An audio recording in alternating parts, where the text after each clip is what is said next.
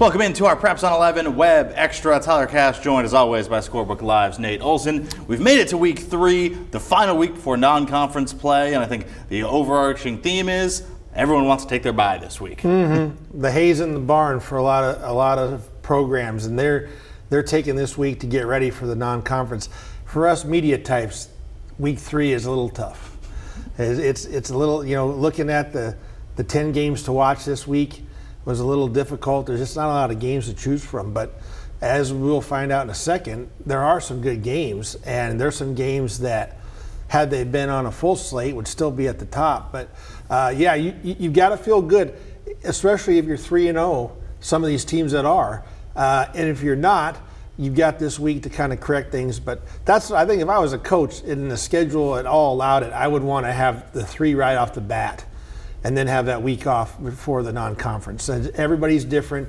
And the reason we're doing this is because coaches wanted 4 weeks to play 3 games to schedule out of state. You see all the out of state games. More and more every year. Yeah, and that allows you, and you can go somewhere to Texas, Oklahoma, Missouri, and say, okay, here's some dates, and then fill them in. So makes it a little bit more difficult for us, but and you got to fill a show on Friday night with less games. A month ago we had no games, so we'll take whatever we can get. Exactly. We're still going to get some pretty good ones. It's a good way to look at it, you bet. We'll start kind of down the interstate. Beebe making the trip to Valonia. Yeah. What do you expect out of that one? It's kind of a rivalry game. Valonia, I think, has won 13 out of 19, but Beebe won last year.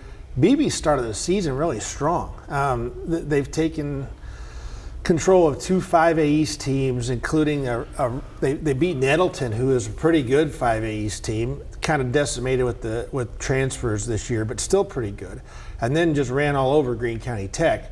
So they're feeling pretty good about themselves. They lost Keandre Barker, the running back who had been there and then come back and then left again to Newport.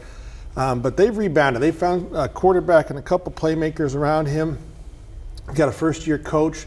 They feel good about themselves. Valonia is 1-1. Clint Ashcraft, a familiar name, was in Northwest Arkansas at Siloam Springs, and he was at Conway. Then he was the AD at Conway. He's back coaching again. They're 1-1. They would love to be able to win this game to go in conference. I think they're a little bit behind probably Beebe as far as the continuity, even though Beebe has a new coach too. Maybe a little more veteran presence at Beebe. So this could be a good game. Whenever you've got teams that are in close proximity, these rivalries, we've seen them all fall already, they can be pretty exciting. I think this will be an exciting game. And then in the 2A, we've seen everyone kind of really test themselves in the non-conference. Yeah. We're getting all these great matchups of some of the best teams in 2A football before we even get to conference play. That theme's going to continue this week with Carlisle and Des Arc. Yeah, I talked to Coach Green, the AD at Carlisle, and they played Junction City. I said, we love this. It's like, Texas playing Michigan, and when LSU plays these games around the country, Texas A&M does it. You take these heavyweights that are within the class. And we see a lot of times, Benton plays Bryan, 7A, 6A, but when Maumelle plays Parkview, 5A teams, you've got this particular matchup is 2A. And Carlisle is, right now, you've got to consider them probably the favorite after really beating Junction City pretty handily with a good second half. It was 7-6, and I think it ended up being 41-20. And so they had a great second half. Ty Tanksley is a freshman quarterback that started off a little bit slow, but then really you saw him, one of the guys in the booth was an injured player, he's video, and he said, watch him he'll be a little more comfortable in the second half. That's how it was the first game. Sure enough, he was. They got the offense rolling. I talked to him after the game, very mature for that age, and he's one of the top baseball prospects in the state for his age. Probably a Division I type baseball player. Who knows about football? At Des Arc, coached by Coach Barbary, he's kind of breathed some life into that program. And both these teams are contenders, and Des Arc runs the ball well. So, expect a very physical, emotional game with 2 teams that are right there on Interstate 40 in the Prairie. I think this will be a really, really good one, and both these teams are going to have a chance to make deep playoff runs.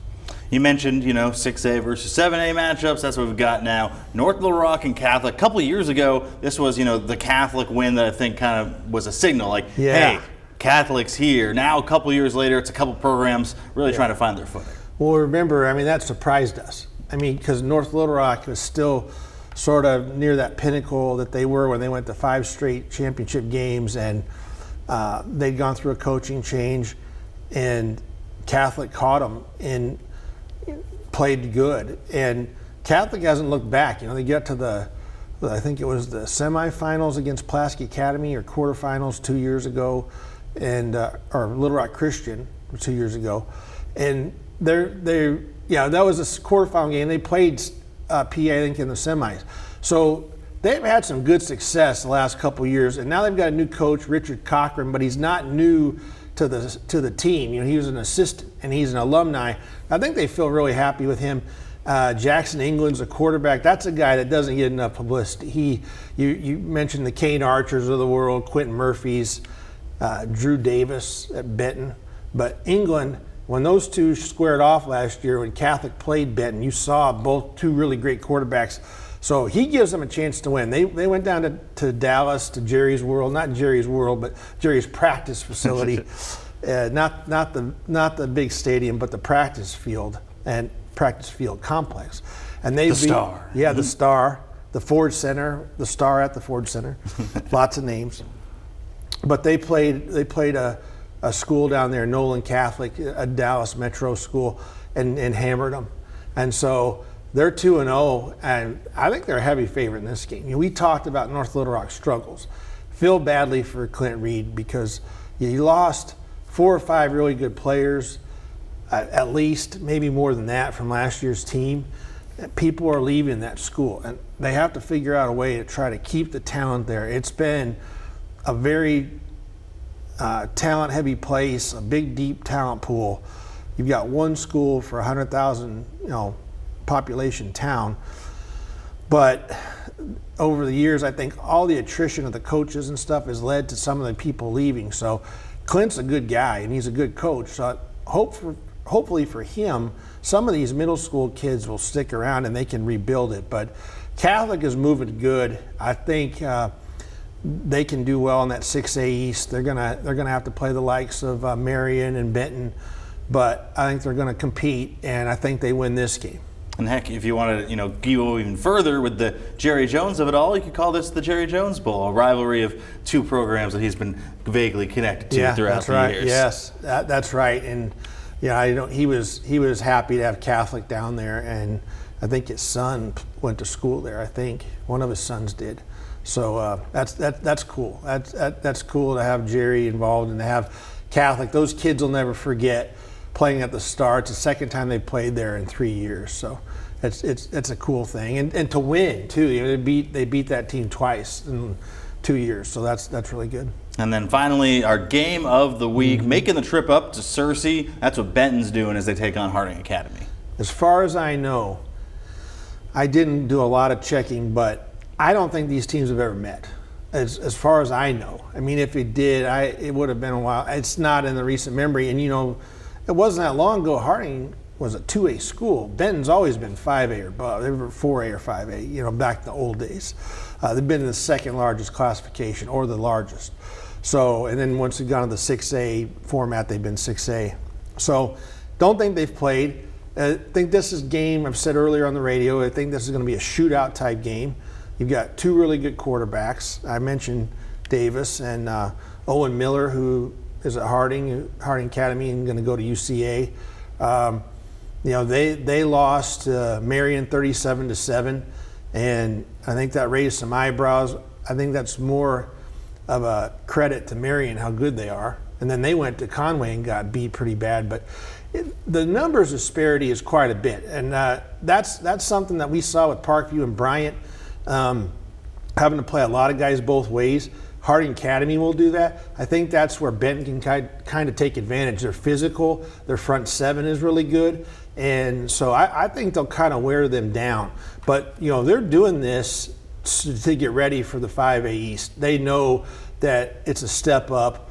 They know to compete in the playoffs, they're going to have to play good teams. So they played Marion They played CAC, who they were able to handle pretty easy, and now they've played Benton. So I'm looking forward to seeing how this. I mean, I'm pretty confident that Benton will win, but I do think it could be like one of those 55-35 or 40, both teams scoring 40 or more points in the game, even though Benton has a really good defense. All right, it's the final week of games before conference play gets going. Still plenty of fun left in the non-conference. Of course, we'll have highlights from all those games and more coming your way Friday on THV 11 on the Friday Night Blitz.